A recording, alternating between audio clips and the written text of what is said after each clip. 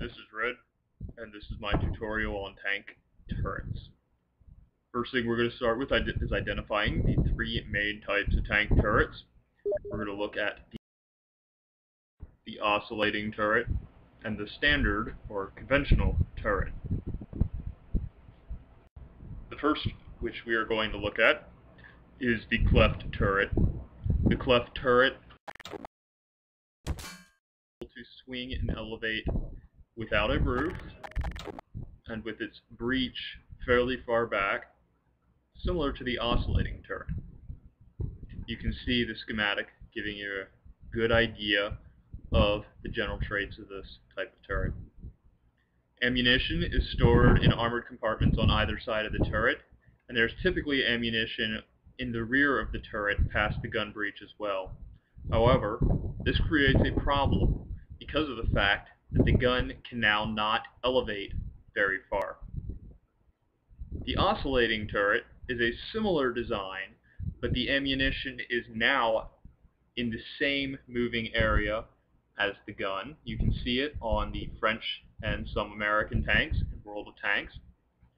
And like the cleft turret, it has the problem of elevation and depression, though the oscillating turret also has problems with depression. As you can see, it clips with the tank's hull, so you have to raise the turret up and raise the center of gravity. Otherwise, if you don't do this, you either violate ACF rules and then the laws of physics, which is kind of fun in theory but not good in practice, or you have to raise the center of the gravity of the tank. Both of these designs are very good for quick vehicles which do a lot of shooting while moving, and they have their own drawbacks. The cleft turret remedies some of the problems which are inherent with the oscillating turret, but retains, unfortunately, some of the other problems which are inherent in that design.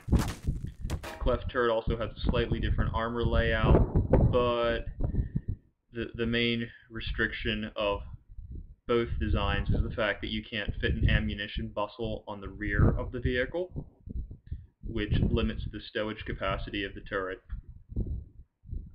The third and most common type of tank turret is the conventional turret.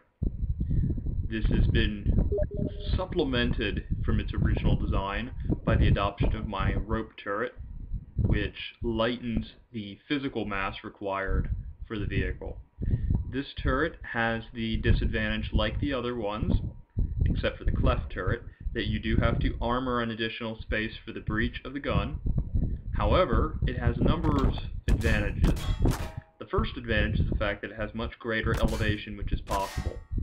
This is because the breech, due to the location of the gun, does not interfere as much with the space within the hull of the tank.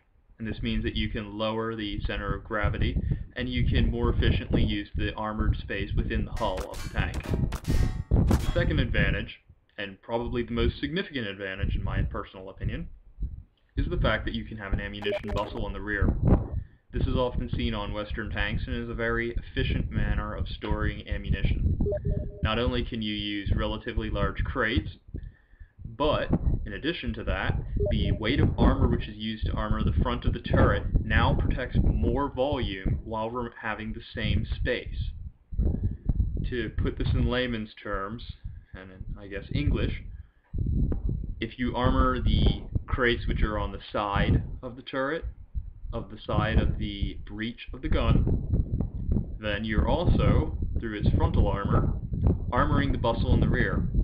So, more ammo, less armor. The only thing you need to remember is to, of course, armor the sides, tops, bottoms, etc. of the bustle, but this is a relatively light amount of armor, and this saves a significant amount of weight. The small drawback to this design is that it is not quite as effective when firing on the move, and it's also larger in its physical shape. However, it is conventional and generally well accepted for a reason, and this reason is not just aesthetics. Alright, this is Red, and that was my tutorial on turret types.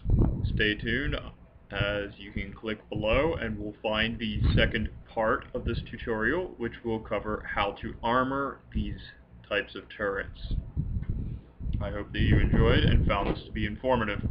If not, well, fuck you.